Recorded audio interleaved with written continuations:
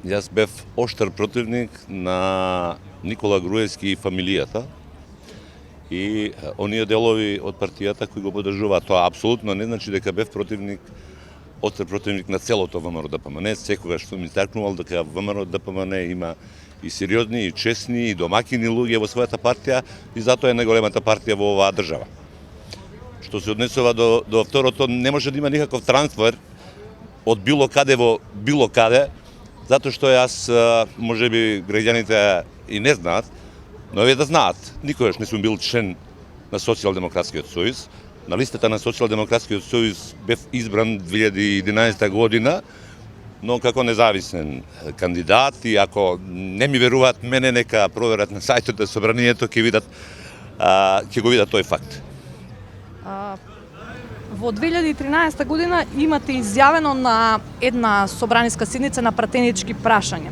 Јас сум ваш противник додека не паднете од власт и додека не ја вратам А1 телевизија. Тоа било во октомври 2013 година. Дали значи дека сте им простиле на ВМРО? Видете, јас, уште појаснем да видам. Точно е, бев противник на тој режим. Еден збор искажан во тој период не би го менувал ни денеска. Како што, апсолутно стојам за секој искажан збор во изминативе 2,5 години во обсервирањето на работата на владата на Социјалдемократскиот сојуз. Апсолутно мислам дека Зоран Заев и неговата влада не донесува ништо од она што беше клучната надеж на целото општество и на целата држава.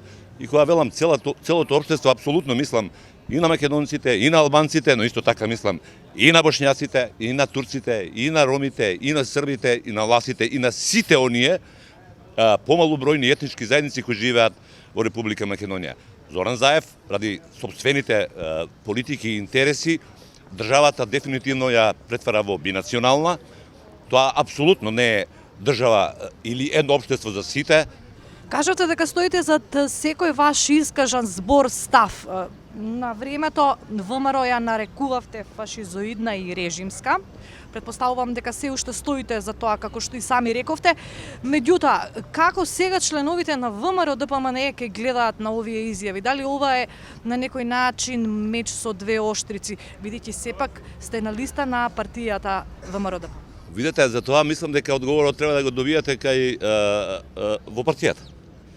Ако тие смогнале сили да понудат соработка на принципелна основа, заеднички да се бориме за оваа држава, во нејзината, јас викам изградба, слоганот на ВМРО е обнова, отприлика е исто.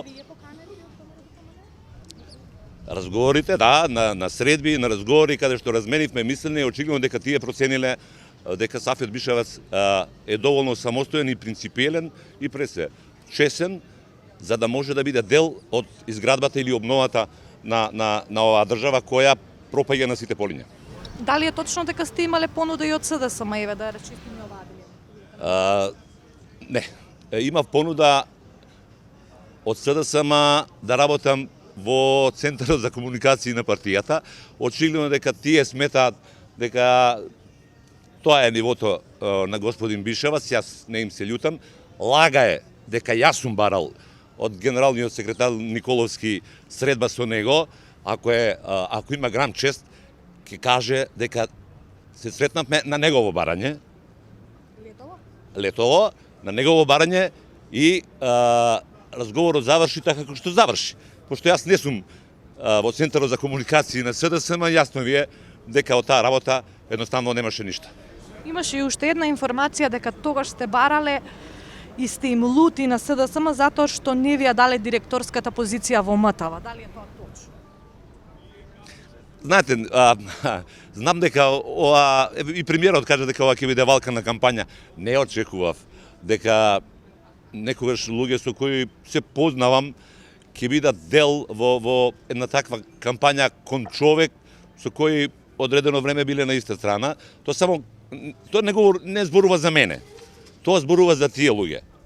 Ако тие се подготвени со лаги да го бранат својот неуспех, што е виновен Бишевац тука? Не е точно воопшто дека сум разговарал со Николовски, не само со Николовски не ви кажал или не кажал на медиумите, дека и пред тоа претходниот генерален секретар Кирацовски на негово барање бараше да се видиме и ми беше истото тоа понудено. Не, значи, ви велам, ако нема ништо од тоа, ако Сафет Бишеваc не е во Центарот за комуникација на СДСМ, јасно ви е како завршија тие разговори.